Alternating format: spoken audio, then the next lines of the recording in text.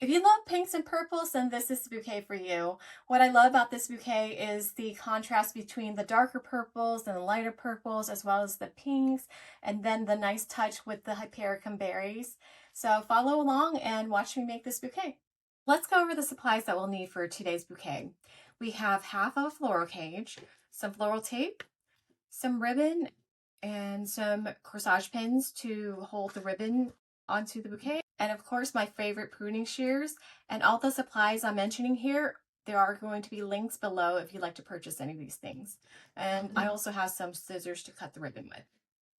And then as far as flowers go, we have some purple, light purple spray roses, some pink spray roses. And we have some of these russet leaves over here.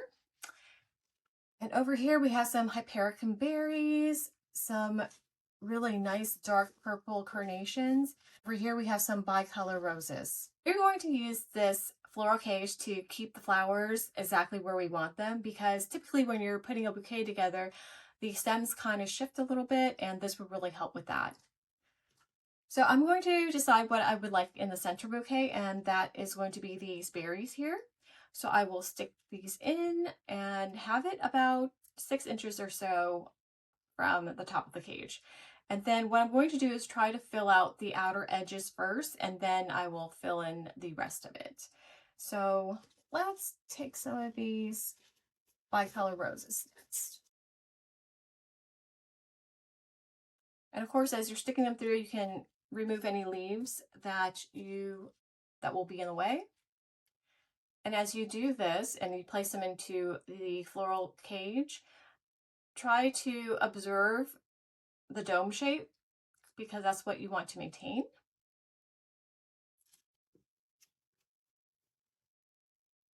So I'll just continue to stick these flowers all the way around.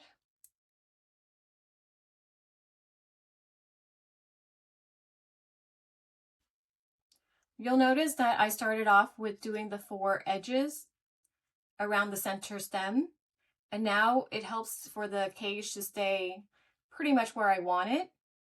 So at this point, where all the stems are meeting, I will put a little bit of floral tape there. Once you put the tape on, go ahead and take a look at it again to make sure that the stems are where you want them. I'm noticing that this carnation is a little bit high, so I will pull it down a little bit. All right, so now I'll just proceed in filling in the rest of this.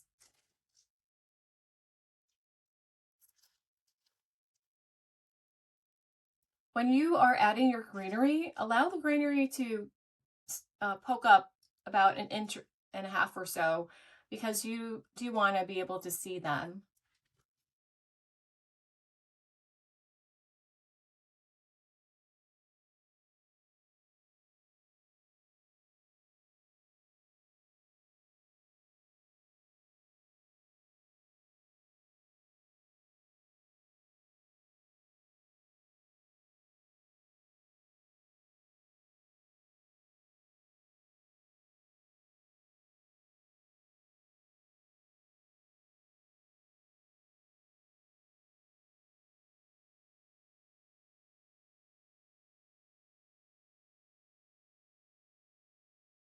See how it's nicely filling in?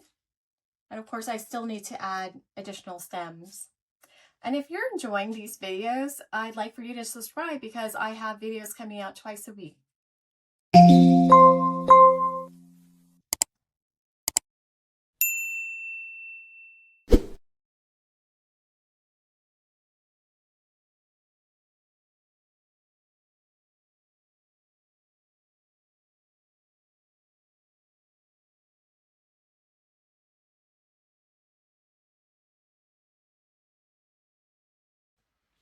And every once in a while, you want to take a look at it from the top to see how it's coming along and if there's any major spots that still need to be filled in.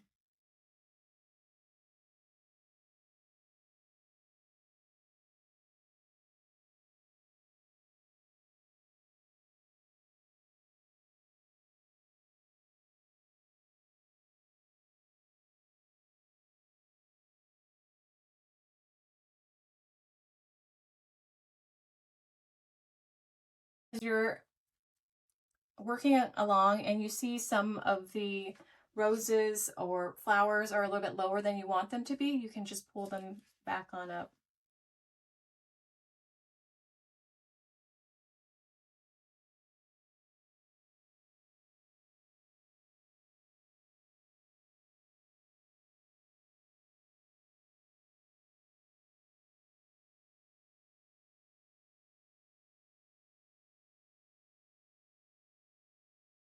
At this point, it looks pretty good for the flowers. So I am just going to take a look, one more look around to see if there's anything that is missing. And I do notice a gap right here. So let me add some more flowers to that section. Do a couple of these bi-color roses.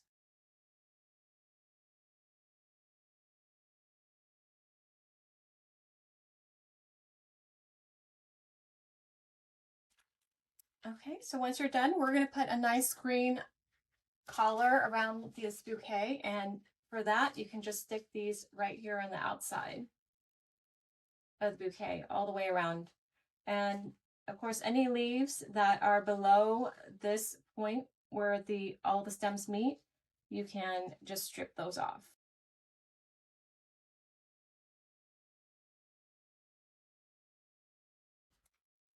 And as you're putting the leaves around, make sure that you cover up that plastic floral cage.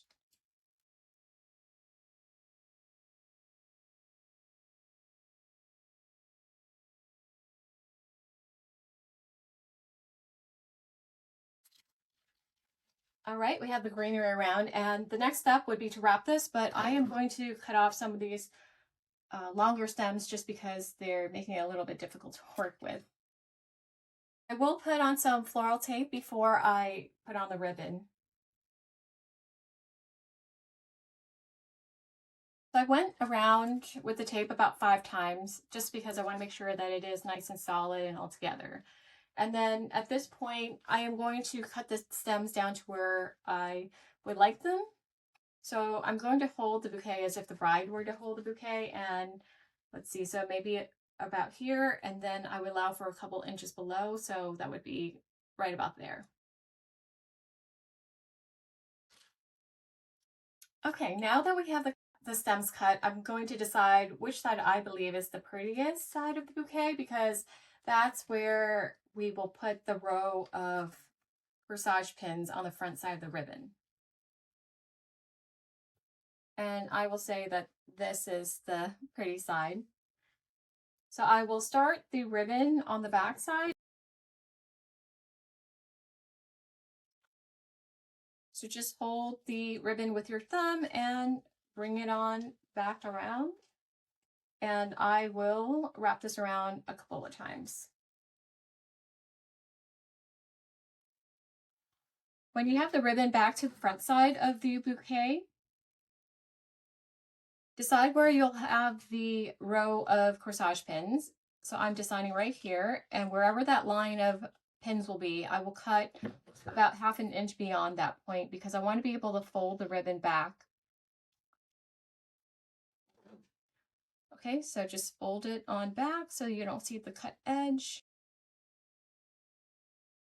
When I stick the pins in, I like to start with the center and sticking upward.